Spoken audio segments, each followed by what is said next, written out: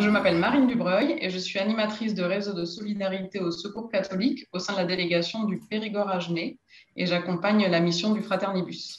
Oui, l'isolement en ruralité est très particulier. On constate que les personnes qui sont en ruralité ont une certaine pudeur et donc ne passent pas forcément les portes de nos associations et se rajoutent à ça souvent des problématiques de mobilité. Tout simplement, les personnes n'ont pas les moyens de venir jusqu'à nous. Donc, c'est aussi pour ça qu'est né le projet du Secours catholique. Donc, le Fraternibus, c'est un petit bus aménagé qui se rend dans les villages en zone rurale pour aller à la rencontre des habitants.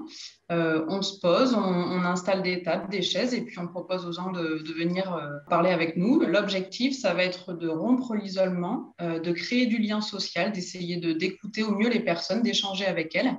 Et puis également, on essaye de mettre en œuvre des projets solidaires à partir des envies et des préoccupations des personnes. Et surtout, on essaye que ces projets soient menés de A à Z avec les personnes, avec les habitants.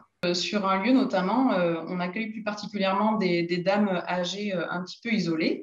Et en fait, elles ont dit, bah, nous, pas de souci, on aime bien papoter, mais on a besoin de s'occuper. Donc, on aimerait bien plutôt faire ça au travers d'un atelier créatif. Donc, c'est ce qu'on a fait. Et sur un autre lieu, on s'est dit, bah, qu'est-ce qu'on a envie de partager ensemble la prochaine fois? Et ce qui est sorti, c'est une idée de partie de pétanque. Donc, la prochaine fois, chacun ramènera ses boules de pétanque pour jouer. Les publics, en fait, sont variés selon l'endroit où l'on va.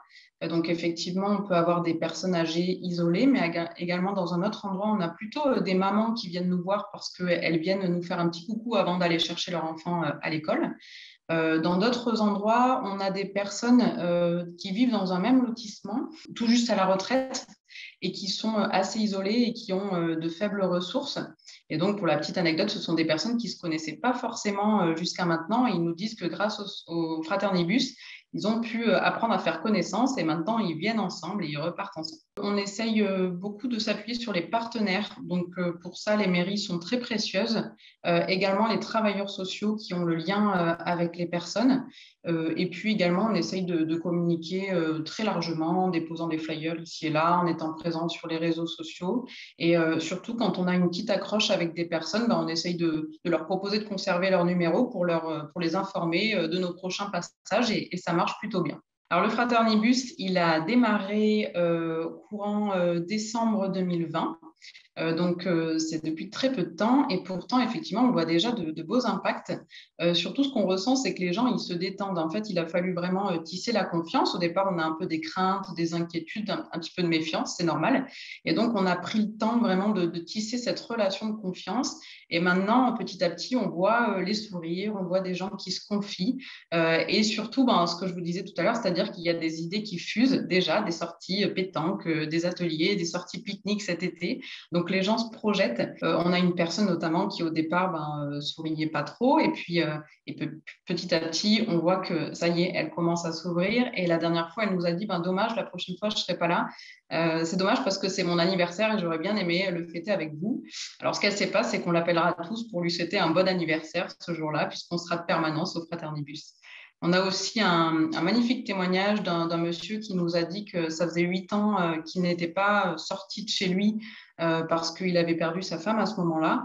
Et en fait, il nous a dit avoir repris une vie sociale depuis la venue du Fraternibus. Voilà, donc c'est précieux. Ensuite, l'impact plus globalement, c'est qu'on est au cœur des villages et du coup, les gens n'hésitent pas à venir à nous, les habitants, mais également les partenaires.